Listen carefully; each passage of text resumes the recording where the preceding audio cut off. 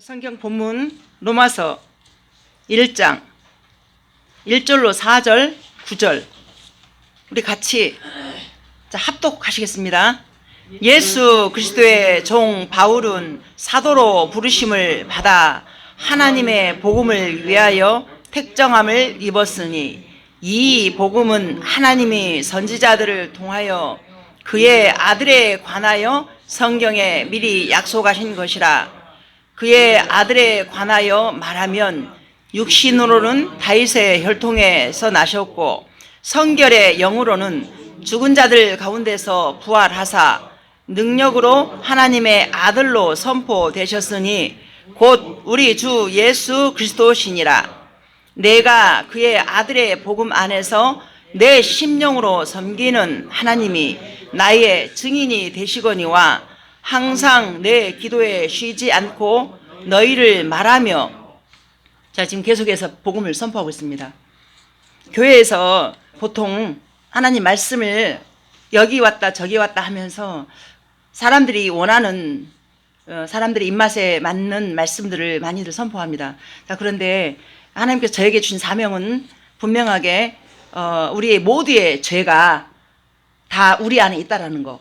그래서 우리는 하나님의 은혜가 아니면 큰일 날 사람이라는 것에 대해서 분명히 전하라는 그러한 통로로 저를 이렇게 세워주신 줄로 압니다.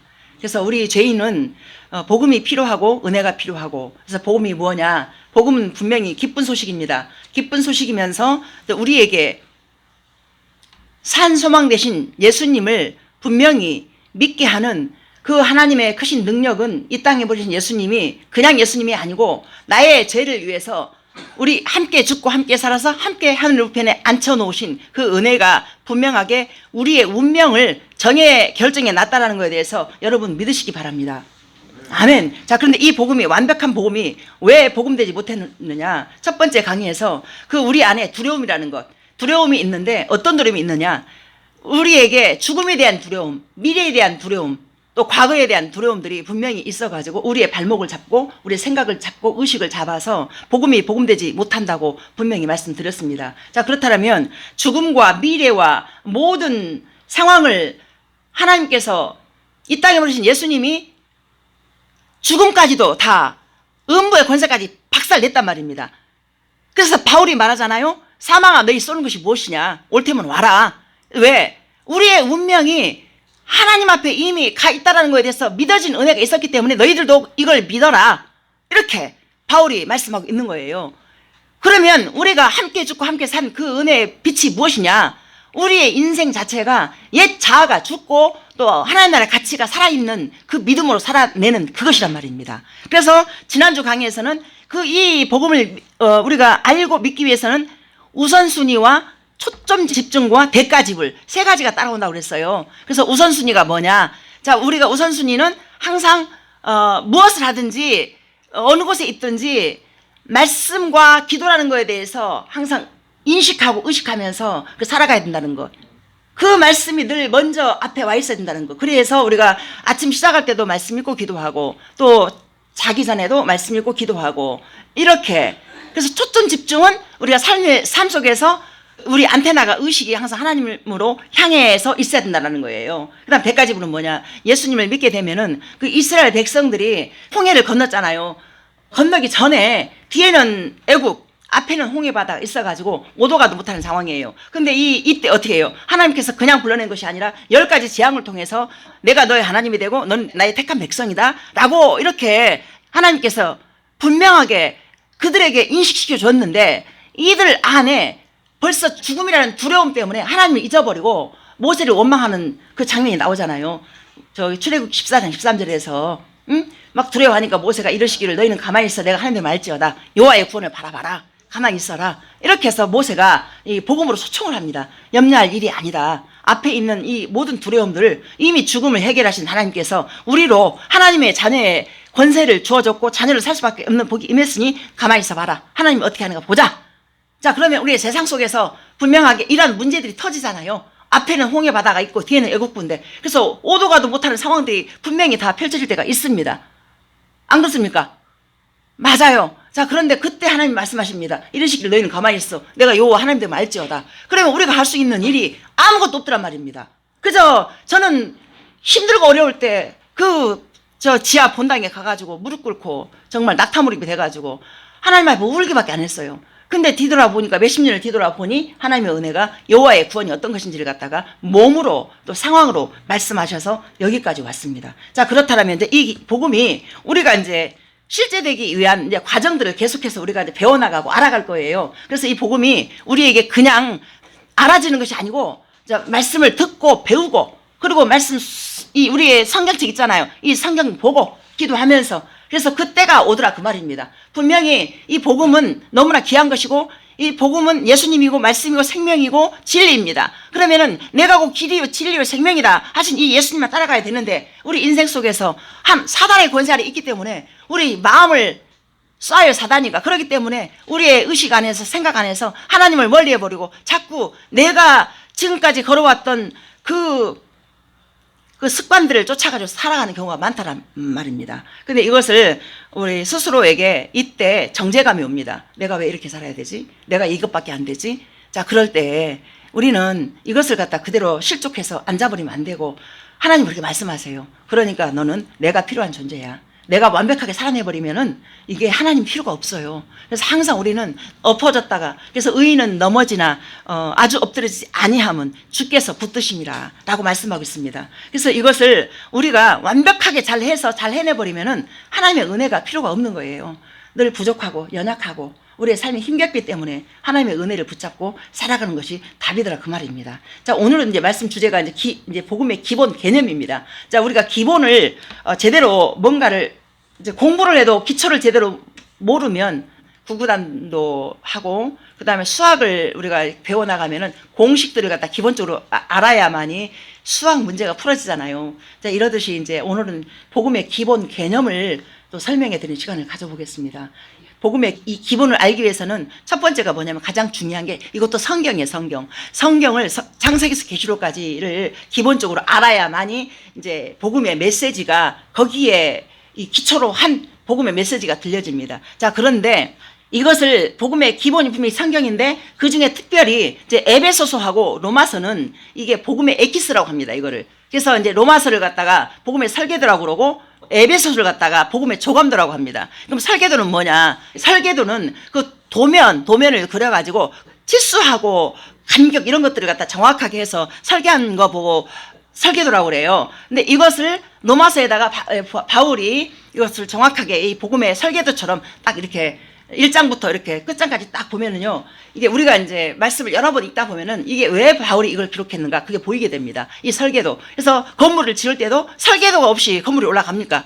안 올라가죠. 그러듯이 이제 복음도 하나님께서 이제 창세기에서 계시록까지를 갖다가 기본적인 걸 줬지만은 기본적인 에키스, 복음의 에키스를 갖다가 이 로마서에다가 담아가지고 우리로 이제 더 깊이 있게 나오라라는 그 사인으로 그래서 복음의 설계도라고 그렇게 이제 말씀을 지어놨고 그 다음에 이제 에베소서는 조감도가 뭡니까? 조감도가 위에서 이 건물을 위에서 내려다보면 또 내려다보는 그런 게 또 있잖아요. 그래서 위에서 봤을 때 하늘에 다 보이잖아요. 그래서 그런 것처럼 에베소서를 그렇게 해놨단 말입니다. 자, 그럼 오늘 본문을 먼저 한번 살펴보도록 하겠습니다. 저 1장 1절로 4절 한번 보실게요.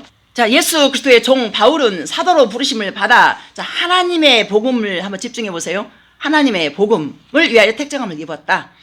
자, 하나님의 복음을 위해서 택정함을 입었는데 이 복음은 하나님이 선지자들을 통하여 그의 아들에 관하여 자, 하나님의 복음 아들에 관하여 성경에 미리 약속하신 것이라. 자, 그러면 자, 바울이 이 로마서를 기록을 했잖아요. 선지자들을 통하여. 그럼 바울을 왜 이렇게 잘 기록할 수 있었을까요? 바울은 있잖아요. 과거의 신분이 그 가말리엘 문화생, 또 유대인 중에 유대인, 또 베냐민 지파 중에 베냐민 지파, 완전히 바리새파였어요. 그러면 이 사람들의 특징이 뭐냐? 구약 성경을 갖다 능통한 사람들이에요. 그렇기 때문에 구약을 갖다가 창세기에서 계시록까지 뭘 말씀하시는지 먼저 이미 바울은 알고 있었어요.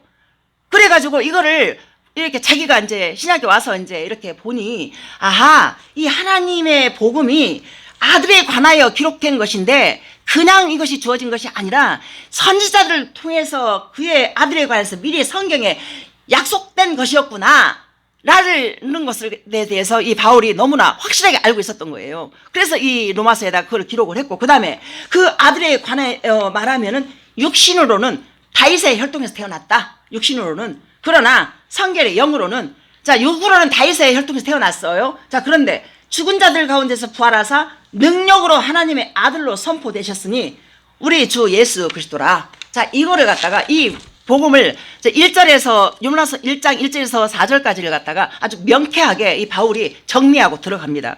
그래서 이제 이번에는 복음의 기본 개념에 대해서 이제 1장 9절을 보세요. 1장 9절. 자, 보세요. 내가 그의 아들의 복음 안에서 내 심령을 섬기는 하나님이 나의 증인이 되시거니와. 자, 여기에서 이제 뭐가 나오냐면 복음의 기본 개념이 복음, 마음, 믿음. 그래서 복음, 믿음, 마음이 나오는데, 자, 어디를 주목해야 되냐면은, 자, 보세요. 그의 아들의 복음을 한번 보세요. 이 머리로 동그라미를 쳐보세요. 아들의 복음, 아들의 복음. 그 다음에 내 심령, 내 심령에다 동그라미를 쳐보세요. 자, 마음으로 쳐보세요. 그 다음에 섬기는, 이렇게 쳐보세요. 자, 그러면 이게, 자, 아들의 복음, 자, 복음이라는 개념 하나가 나왔잖아요. 그 다음에 두 번째, 내 심령. 자, 심령이 마음이란 말입니다. 마음. 그 다음에 세 번째가 섬기는. 자, 그러면 섬기는이 이게 믿음이 되는데, 자, 복음, 믿음, 마음 세 가지 개념이 나왔습니다. 자, 근데 섬기는이 왜 믿음이 되느냐? 자, 이것을 잠깐 설명을 하겠습니다. 섬기는이 뭐냐면은 우리가 하나님을 믿고 이 자리에 나왔잖아요. 그러면 이 예배 자체가 섬기는, 그래서 우리가 하나님 믿기 때문에 전도도 하고 헌신하잖아요. 이게 하나님을 섬기는 거예요. 그러면 이것이 믿음이 있기 때문에 섬기는, 움직인다는 거예요. 그래서 믿음이라는 개념으로 이렇게 나오게 된 것입니다. 자, 이것을 생각하시면서, 자, 여기서 이것이 이제 아들의 복음이 복음이고 심령이 마음이고 섬기는 이 믿음. 자, 여기까지 설명해 드렸습니다. 자, 이 세 가지 기본 개념, 복음, 마음, 믿음은 뗄래야 뗄 수 없는 연결고리처럼 이어져 있습니다. 이 엄청난 진리인 복음을 실제되기 위해서는 우리의 마음에 심겨져야 될 것입니다. 마음에 심겨져야, 우리가 이 자리에 나온 것도 마음이 없잖아요. 못 나와요. 마음에 움직여져야 이렇게 움직이는 거예요. 그럼 이 복음의 생명의 씨앗이 마음에 심어져야 돼. 자, 그런데요, 이 마음에 문제가 많습니다.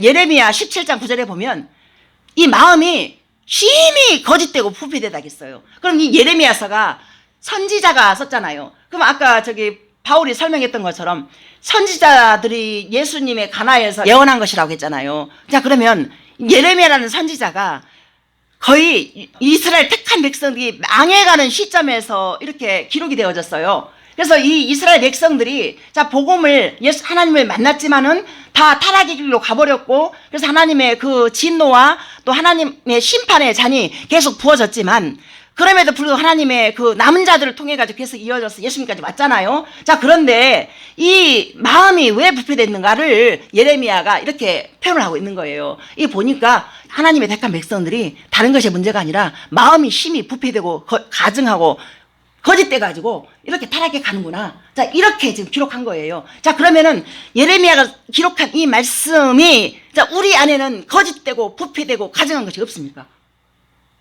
자, 얼굴은 우리가 다 화장하고 해서 멀쩡해 보이지만 우리 마음 안에는요, 이미 우리 안에서 얼마나 악한 마음과 여러 가지 막 정욕된 마음과 또 시기 질투하는 마음들, 이런 마음들이 넘쳐납니다. 그래서 이 마음에 문제가 있기 때문에 복음이 복음되지 못했다. 맞습니다.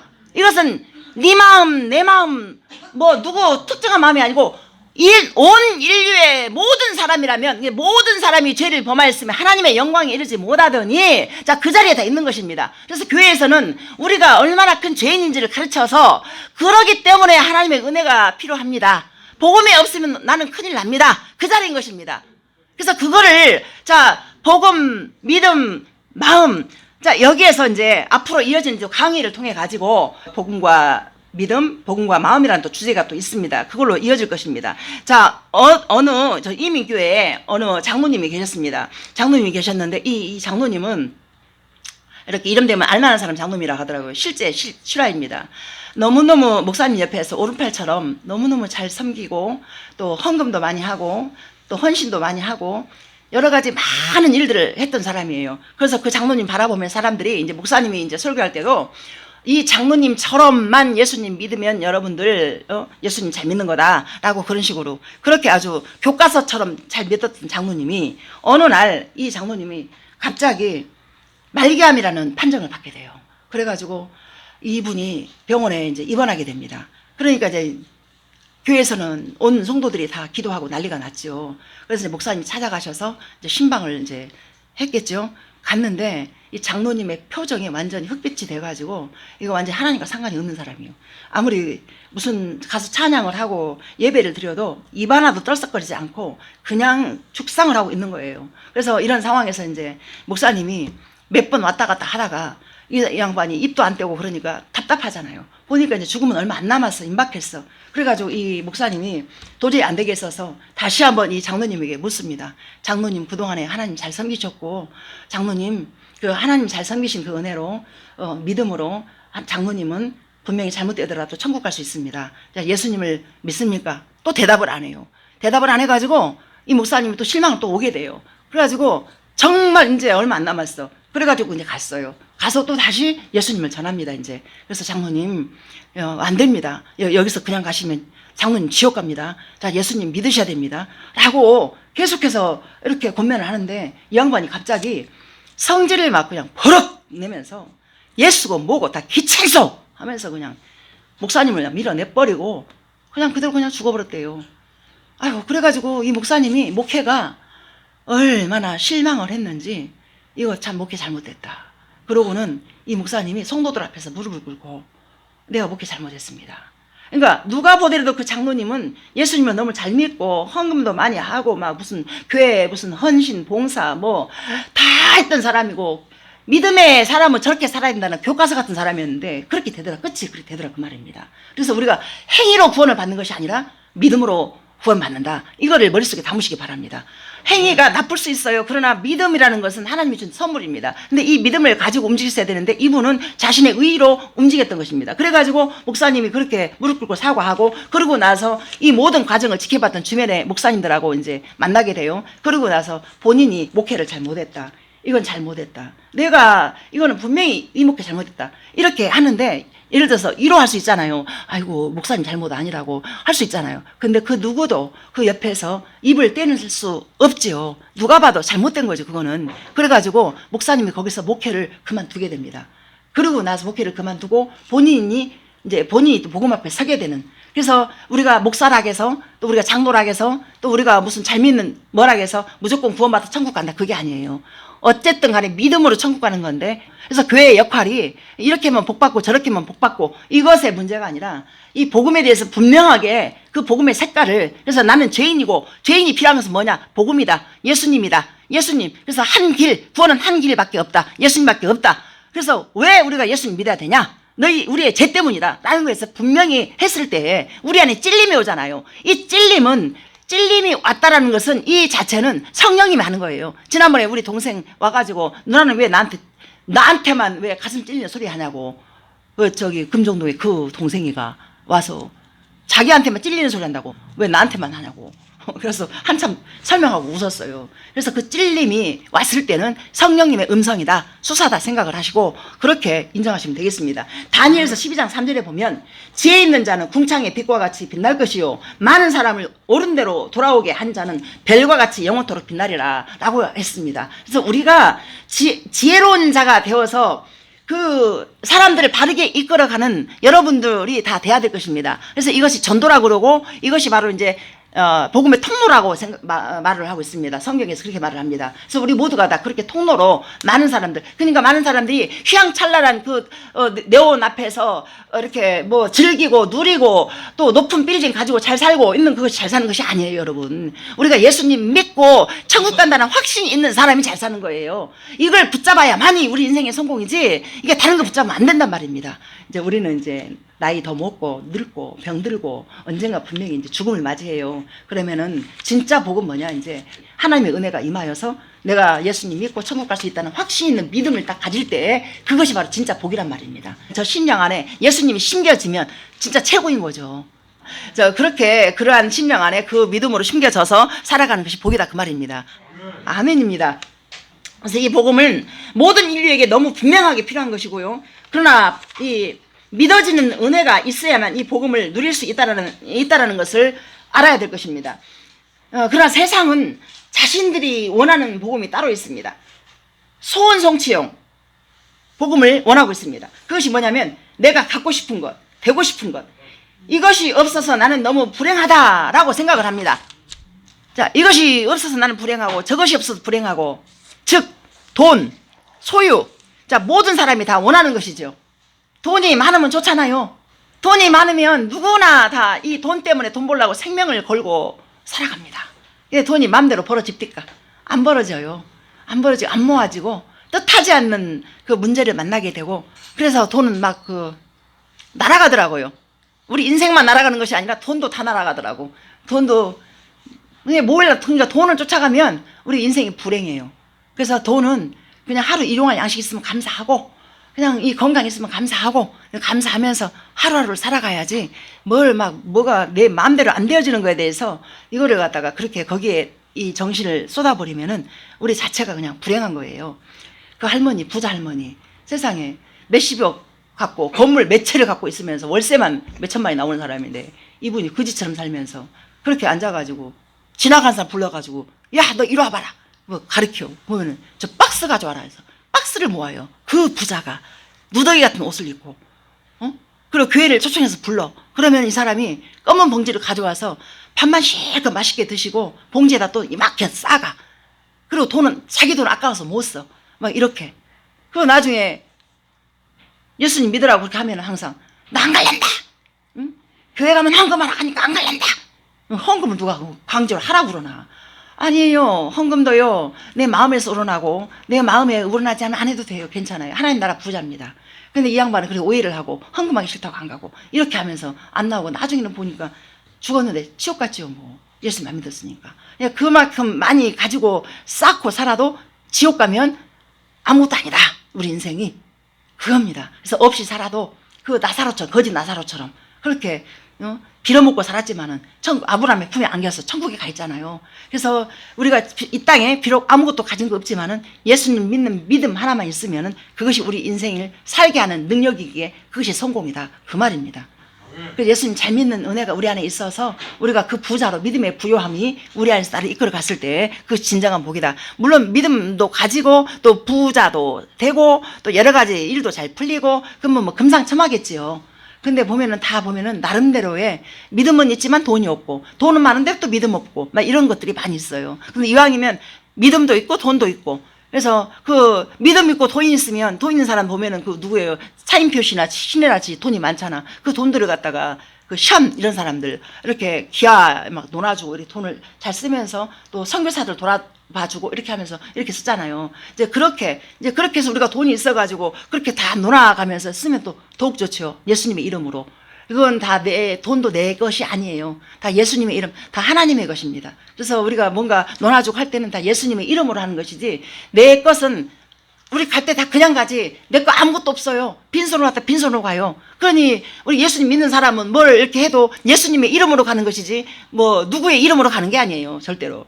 자, 그래서 복음이 이제 실제로 이렇게 왔는데 그 할머니도 그렇게 해서 복음 받아들이지 못하고 지옥 갔고, 그래서 이 복음을 또 방해하는 게 또 뭐가 있느냐, 또 외모의 문제가 또 있습니다. 이 외모의 문제가 있습니다. 외모는 우리 이 나라에 다이어트라는 것이 무슨 신흥 종교처럼 막 와가지고요, 다이어트 뚱뚱하면 저도 살 빼려고 무지하게 노력하는데 안 되더라고요. 그래서 저는 포기했습니다. 포기하고 그냥 맛있게 먹고 그냥 건강하게 살면 되지, 이제 그 마음으로 이제 살고 있으니까 차라리 편하더라고요. 안 빠지니까 스트레스 받고 막 이러는데, 다이어트를 하기 위해서 생명을 겁니다. 그래서 다이어트 뭐 잘못해가지고 가끔 이렇게 죽었다라는 그 뉴스도 나와요. 어떤 사람은 또 다이어트를 너무 심하게 해가지고 거식증이 걸려가지고 음식 보면 막 피하고 막 이렇게 그런 사람들도 있고, 이렇게 다이어트를 해서 자기 외모에 대해서 그렇게. 또 어떤 사람들은 이것도 성형, 외모가 집중되다 보니까 성형을 안 하면은 나갈 수가 없어. 그래서 성형 중독 걸려가지고 그 옛날에 왜 선풍기 아줌마 성형 중독해가지고 얼굴이 그냥 옛날 사진 보니까 이뻤어. 괜찮았어. 근데 그 얼굴을 더 이쁘게 한다고 하다 보니까 그 막 계속 하다 보니까 그 중독 걸려가지고요. 성형 부작용 때문에 얼굴이 막 이렇게 생겨 괴물돼가지고 밖에 나오도 못하고 그렇게 됐잖아요. 그러니까 지금 주어진 자연적인 모습이 가장 최고인 것이지 거기서 뭐 어떻게 이쁘게 하려고 그러고 어쩌려고 그러고 그러면은 이것이 이제 하나님 앞에서는 그것이 악이라는 거죠. 또한 학벌, 교회에서도 중요한 그 기도 제목이지만은 축복의 이유로 그거를 또 생각하고 있습니다. 이 학벌이 우리를 참 어찌 보면은 우리 안에 그 우상처럼 확 자리 잡고 있어요. 그래서 우리 저 죽은 친구, 그 친구가 그 정말 자신의 몸을 막 죽어가면서도 애를 갖다가 진짜 막 유학 보내고 그래갖고 그 일을 너무 심하게 해가지고 그 병이 왔잖아요. 근데 애들은 잘 컸지만은 그것도 굉장히 그 무슨 대학원 다 보냈어요. 유학까지 보냈어요. 애들은 잘 컸지만 참 옆에서 보면서 참 안타까웠습니다. 그래서 우리 저 송재민이 학원도 제대로 못 보내고 그렇게 했는데도 하나님이 잘 키워줬잖아요. 딴 길로 안 가고 예수님만 믿는 사람이 됐잖아요. 믿는 애가 됐잖아요.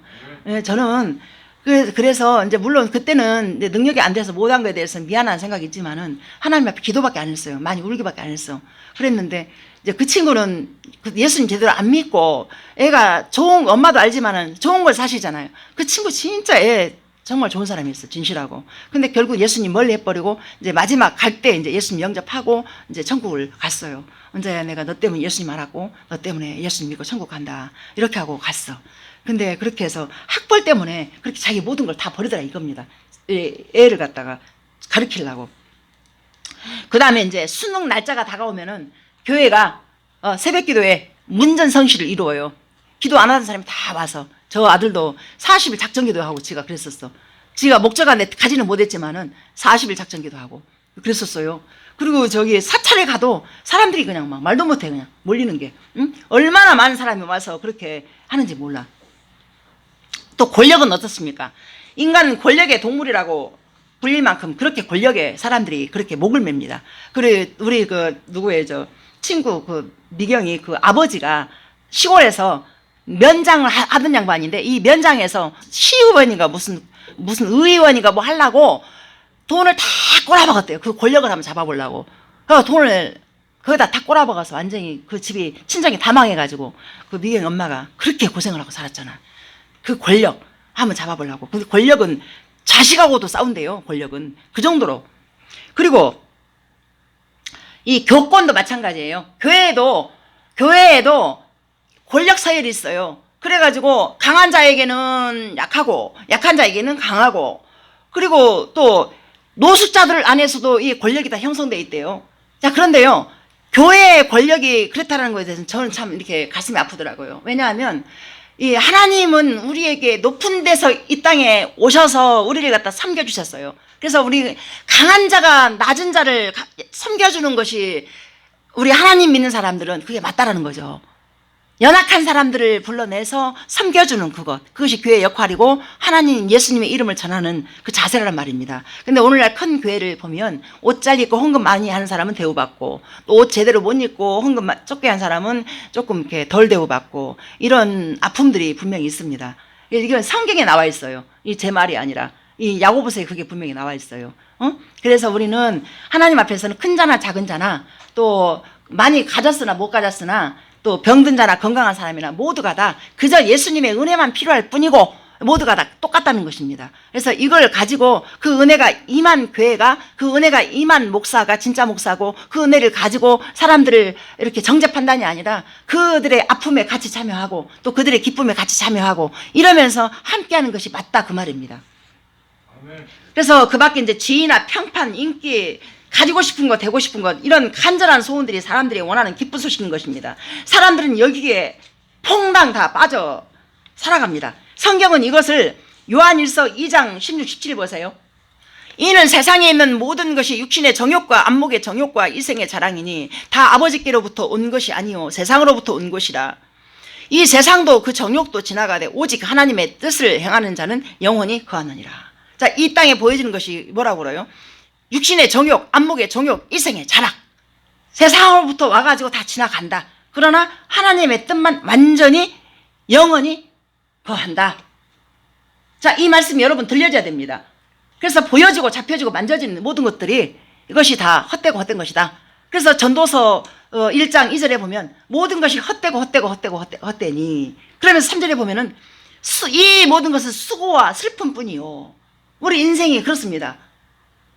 그래서 어차피 우리는 죽음이라는 것이 정해져 있어요. 모두가 다 죽어야 돼요. 다 언젠가는. 그러나 그 이후에는 심판이 있으리라 라고 말씀하고 있습니다. 그래서 우리가 그 심판을 준비하는, 근데 심판을 우리가 받을 수밖에 없지만은 예수님 믿는 그 특권이 그 심판을 피해가는 은혜가 임한다는 것입니다. 여러분, 예수님 믿는 게 이만큼 중요하고 이만큼 우리 인생 가운데 가장 최고의 복이라는 것을 여러분 알아야 됩니다.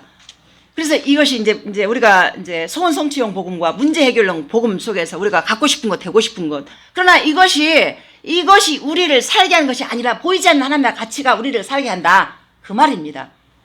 그래서 이 문제 해결용 또 기쁜 소식은 이것만 해결되면 살 것 같은 이 건강 문제, 가정 문제, 관계 문제, 채무 문제, 이런 모든 것들이 다 우리 안에 다 있다라는 것이죠. 그래서 이런 것들은 특성이 있는데요. 일시적이고 부분적이고 상대적이다. 자, 일시적인 것이 뭐냐? 자, 아무리 높은 지위, 부, 명예 다 가졌어도 다 없어지고 사라집니다. 일시적이라는 거예요. 이 대통령 아무리 높은 데 올라가 있어도 때가 되면 다 죽어버리잖아요. 다 없어지잖아요. 그리고 부분적. 자, 폐병 걸린 한 남자가 있었습니다. 폐병 걸려가지고 다 죽어와요. 근데 어떤 의사를 만나가지고 살아났어요. 그랬는데 이 아내가 이 의사를 찾아와가지고 난리를 치고 있습니다.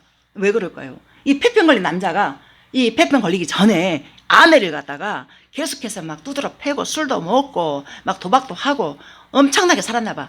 근데 폐병 걸려가지고 고쳐졌으면 그 옛습관을 버려버리고 이렇게 좋게 살아야 되는데 이 사람이 건강이 회복이 되니까 똑같이 자기 아내를 두드러 패고 술 먹고 도박하고 이러니까 이 아내 입장에서는 이 의사가 원망스러워가지고 쫓아와서 의사 멱살을 잡고 왜 내 남편을 살려가지고 나를 힘들게 하느냐 이렇게 된 거죠. 이 부분적으로. 이제 근본적인 문제가 해결되는 게 뭐냐면은 이제 이런 것들이 자기 안에 이런 악이 나 안에 있으니까 이걸 하면 안 되겠다라는 거에 대해서 죄까지 해결돼 버려야 근본적으로 가는 거예요. 이게 해결이 안 됐기 때문에. 그래서 이게 부분적이라는 거예요. 그래서 상대적이 있어요. 자, 내가 문제 해결용 복음과 그 다음에 이제 소원 성취용 복음, 이것이 특성이 뭐냐? 이 육신의 전욕, 이생의 자랑, 안목의 자랑이다. 자, 이렇게 해서 요약을 했어요. 보여지는 것들이다. 자, 이것이 일시적이고 부분적이고 그 다음에 상대적이에요. 상대적. 이게 뭐냐? 제가 운동선수였잖아요. 배구선수였어요, 제가. 근데 운동선수들의 특성이 뭐냐면은 가장 큰 소원이 국가대표 선수가 돼가지고 저 올림픽 가서 이제 저기 따는 거. 금메달 따면 그야말로 팔자가 고쳐지는 거잖아요. 자, 그런데 내가 어디 가서 시합해서 이겼어. 그럼 나는 너무 기뻐. 그러면 상대적으로 패한 사람은 슬프잖아요. 상대적이라는 거예요. 또 서울대 들어가려고 많은 입시생들이 이렇게 막 경합을 하잖아요. 근데 서울대 들어갔어. 그러면 합격한 사람은 기쁘지만은 떨어진 사람은 슬프잖아요. 상대적이라는 거예요. 이렇게 내가 한 사람 기뻐할 때 그 누구는 울어야 돼. 상대적이다. 자, 여러분, 하나님은 우리에게 진정한 기쁨과 행복을 주시기 원하셔서 복음을 주셨습니다. 이 복음의 특징을 좀 알아보겠습니다. 일시적인 그 우리의 인생을 영속적으로 살아갈 수밖에 없게 만들어 주셨습니다. 그것이 바로 영생이라고 합니다. 일시적인 우리의 인생이, 자 보세요. 그래서 요한복음 11장에서 보면 나사로가 죽잖아요. 죽었을 때 그때 이제 마르다 마리아가 막 원망을 왜 이제 왔냐고. 그때 예수님이 이렇게 말씀하세요. 나는 부활이요 생명이니 무릇 나를 믿는 자는 죽어도 살겠고 살아서 나를 믿는 자는 영원히 죽지 아니하리라. 이렇게 말씀하세요. 자, 그러면 일시적인 것에서 영속적으로 가잖아요. 영원한 생명을 줬다는 것이 바로 이런 것입니다. 자, 우리가 지금 살아서 예수 믿잖아요. 근데 언젠가 죽잖아요. 그런데 우리가 영원히 죽지 않는다. 그 말에 대해서는 죽지만 영원히 죽지 않고 하나님 나라 간다 그 말이에요.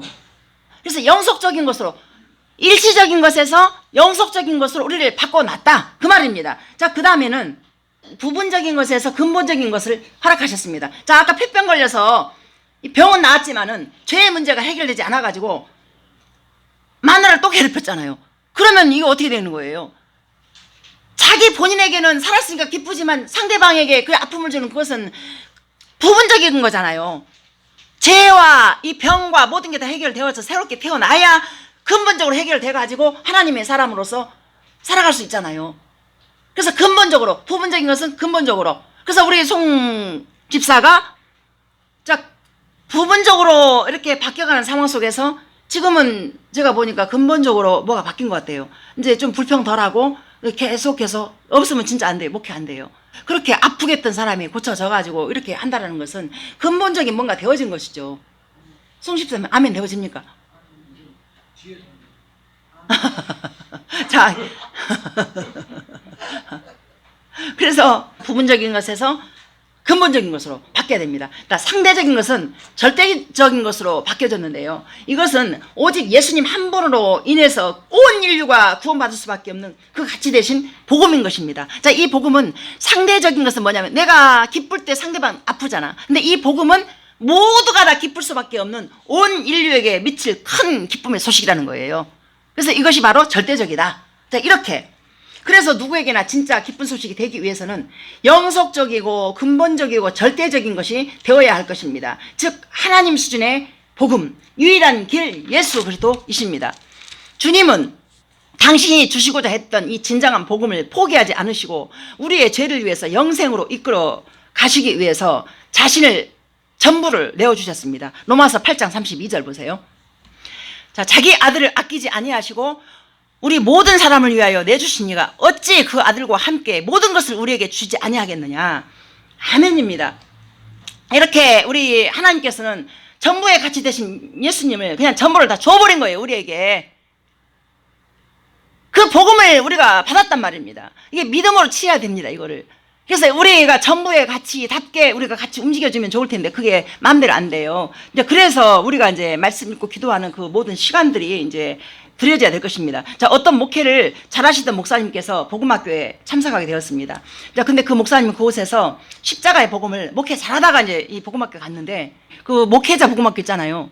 목회자들 많이 오잖아요. 근데 그 중에 어떤 한 분이 목회자 복음학교에 가서 듣고 본인이 목회 방향이 잘못됐다. 이제 그러고 복음학교 갔다 와가지고 말씀을 왔다 갔다 하던 그 말씀을 저처럼 이렇게 이제 십자가 복음을 쭉 전했는데 장로님이 정말 심각하게 찾아왔어요. 찾아와가지고 목사님 갑자기 왜 말씀이 달라집니까?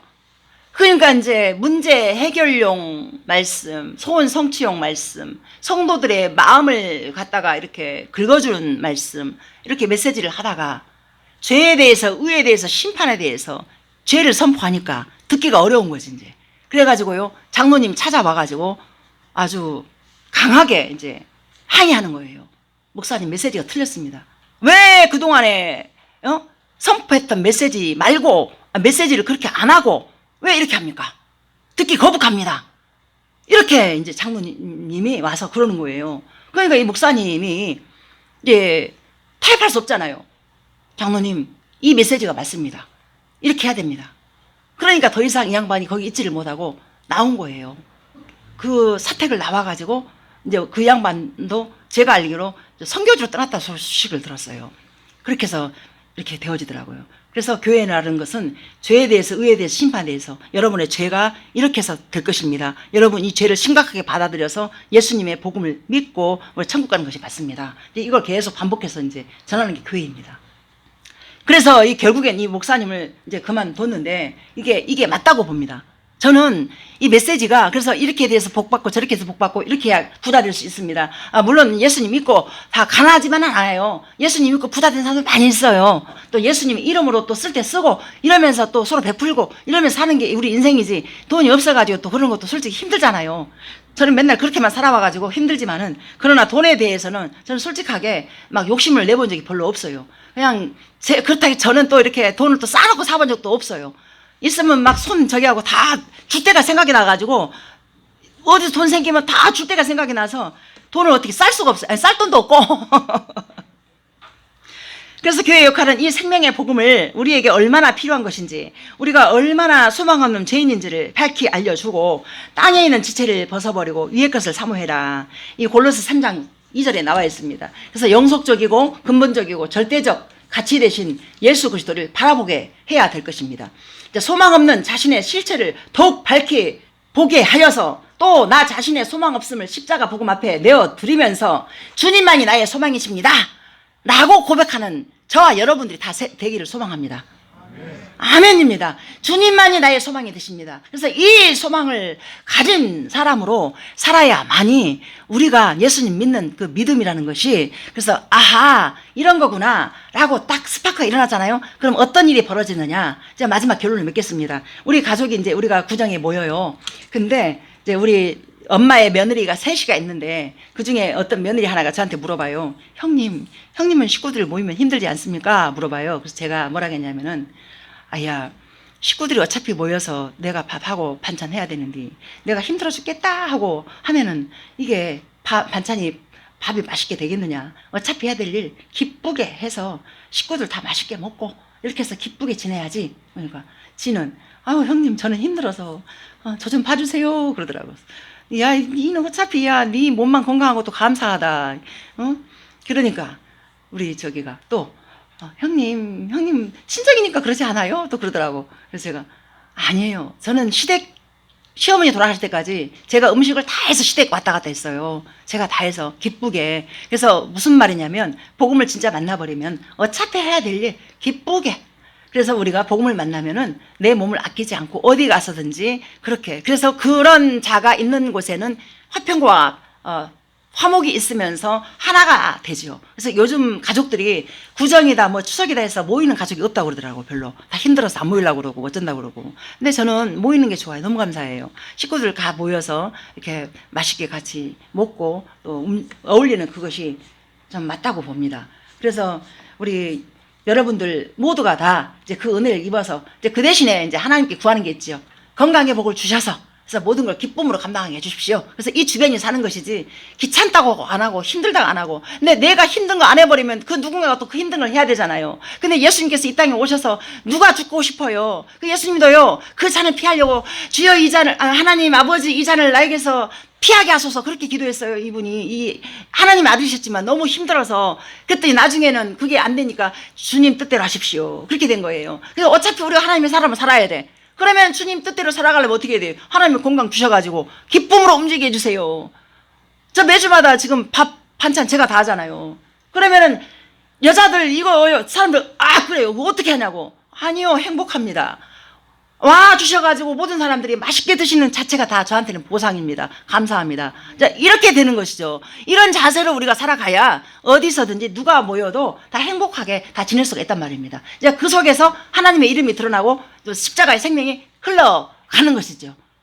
그래서 이제 고린도후서 5장 17절 보면은 보라 이전 것은 지나갔다 새로운 피조물이 되었도다 이렇게 말씀하고 있습니다. 그래서 우리가 예수 안에 있어야만이 이런 마음이 은혜가 있다라는 것이죠. 예수 밖에 있으면은 나 힘들어서 안에 이렇게 미루고 이렇게 되는 것인데, 자 우리 모두가 다 이제 우리 새벽기도 교회 안에는 이제 새로운 피조물이 되어서 내일 이렇게 하지 말고 정말 내가 힘든 일 하나님 앞에서 열심히 하다 보면 하나님 주신 선물이 뭐냐? 내 안에 기쁨을 줘요. 기뻐요. 행복해요. 이것은 누가 뺏어가지 못해요. 내게 되는 거예요. 그래서 저는 매주마다 그 기쁨을 누리고 있습니다. 여러분들이 맛있게 드셔주면 너무 기쁘고 행복하고. 그래서 그 기쁨 때문에 오늘도 제가 이 단위에서 말씀 전하고 또 밥도 하고 챙기고 또 이렇게. 그래서 다음 주도 그렇게 될 것이고. 그래서 여러분들 계속 주일 빼먹지 마시고 매주마다 항상 맛있는 걸 준비해서 기다리니까 빼먹지 마시고 오세요. 감사합니다. 기도합니다.